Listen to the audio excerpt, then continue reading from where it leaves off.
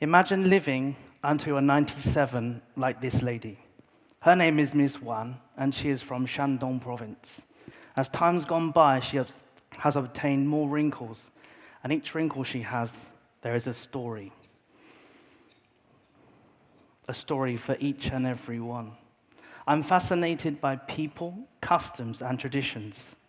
I've spent the last 18 months traveling to far-flung cities and villages in China. On the way, taking stories from more than 300 somewhat seemingly ordinary people, but their stories are truly amazing.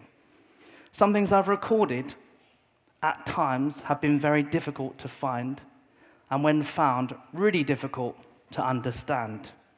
But no matter how good or bad a tradition or custom is, and no matter how much we think they should be forgotten, they shouldn't be. Recording these stories can show future generations about the past, and the past should not be forgotten. These stories can prevent bad traditions from making a comeback, but it also can encourage good traditions to continue. Let's look at a lady from Guangxi province. Her hair is extremely long. I've only ever cut my hair once. I cut it at the age of 18. My mum helped me cut it to signify adulthood. At the age of 18, my hair was already very long. This year, I'm 61 years old, and my hair is around 160 centimeters long.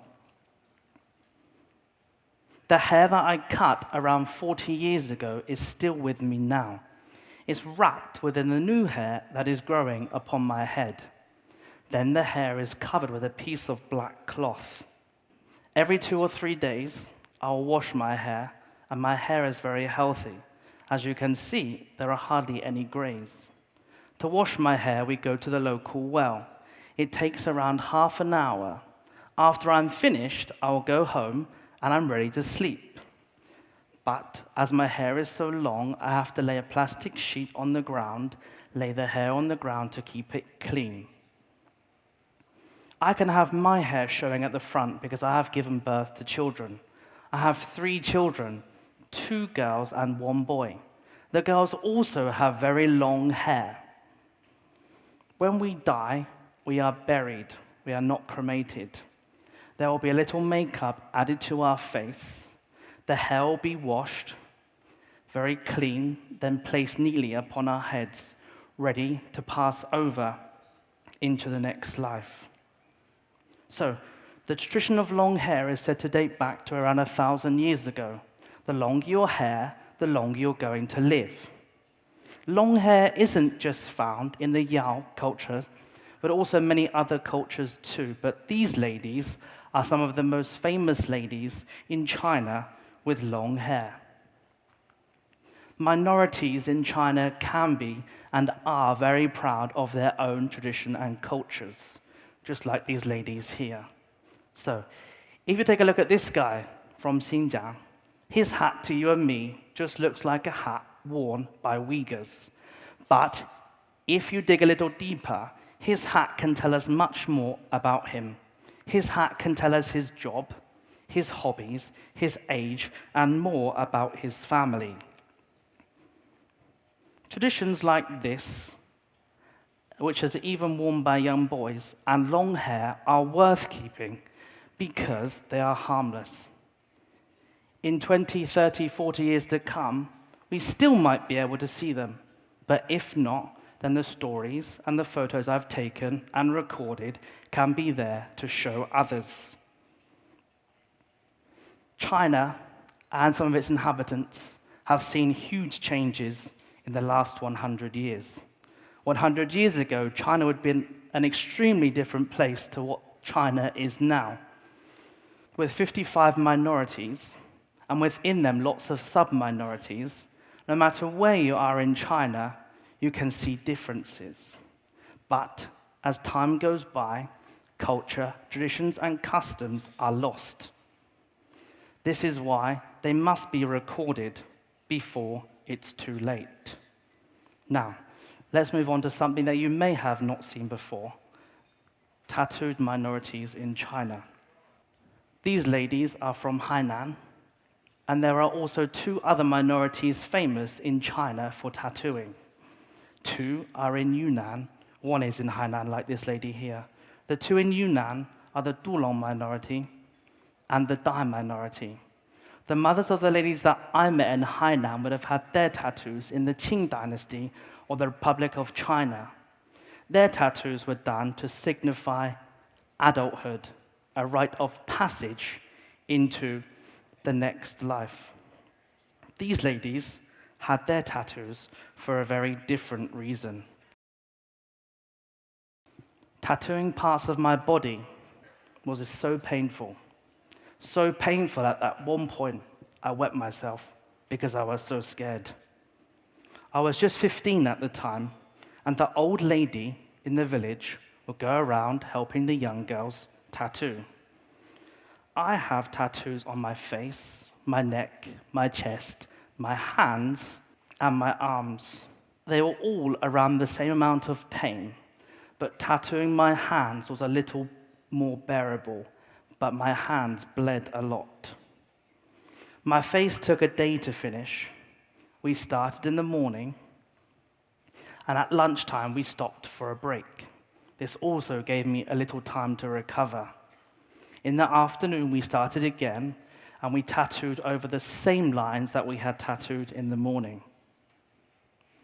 After, my face was very painful and very swollen. I found it hard to eat, and I found it hard to drink. We needed tattoos to stay safe. Girls without tattoos had more risk of being stolen or raped by other men outside of our minority. Our tattoos were not all the same. Some had more, some had less, but we had all experienced the same painful process. My dad and my only brother didn't have any tattoos. It wasn't common for men to have tattoos. Only ladies really had them. So tattooing is also said to date back around 1,000 years ago. Tattooing gave the woman a rite of passage into maturity, but these ladies needed their tattoos to stay safe. Thankfully, that the tattooing has since stopped, which is a good thing, because nobody should have to live in fear of being raped, killed, or stolen. So, I would like to move on to something else that you might not have seen in China: footbinding. Some of you might ask what footbinding is, so I will let Miss Wan tell you more. At the age of 7, my mum started to bind my feet, as she thought I wouldn't do a good job if I did it myself. She used a very long but thin white piece of cloth, which she would wrap around the ankles and feet, breaking my toes and pressing them against the soles of my feet. Every 2 or 3 days, we would take off the bandages to clean them. This would stop infections, and sometimes would cut the toenails to stop them from digging in and causing even more pain than there already was. If I remember correctly, there was no blood, but the smell wasn't great. The toes, after a while, formed under the soles of my feet, and the heel was slowly brought forward, causing an arch. I would have the bandages on all day and all night. They were tightly wrapped around my feet, which were ever growing smaller. The only relief I got was when they were taken off to be cleaned for a short while. Before binding started, I could go outside to play, but after, I had to stay at home, as walking was agony. I also didn't want to leave the house, because when I left the house, some people looked at my feet and laughed at me. So footbinding is also said to date back to around 1,000 years ago during the Song dynasty.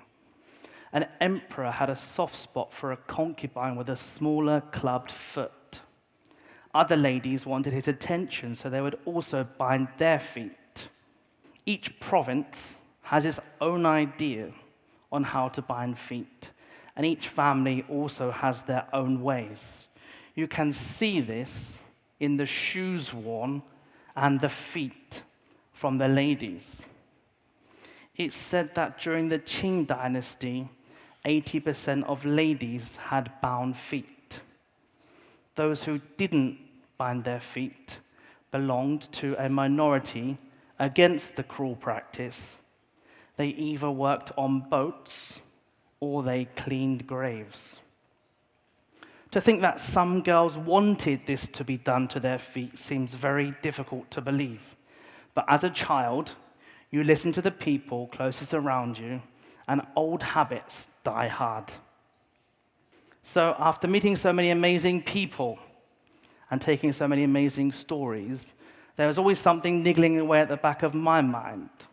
This year, my grandmother is 71 years old, and I know that she has seen a lot and that she has many stories, but I've never had the chance to sit down with her and talk to her about them.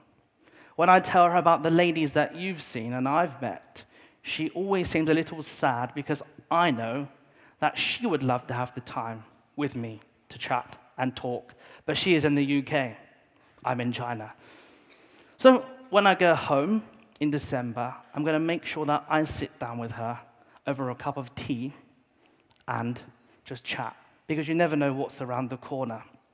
So no matter where you're from, your country, in its own way, is a unique and diverse place.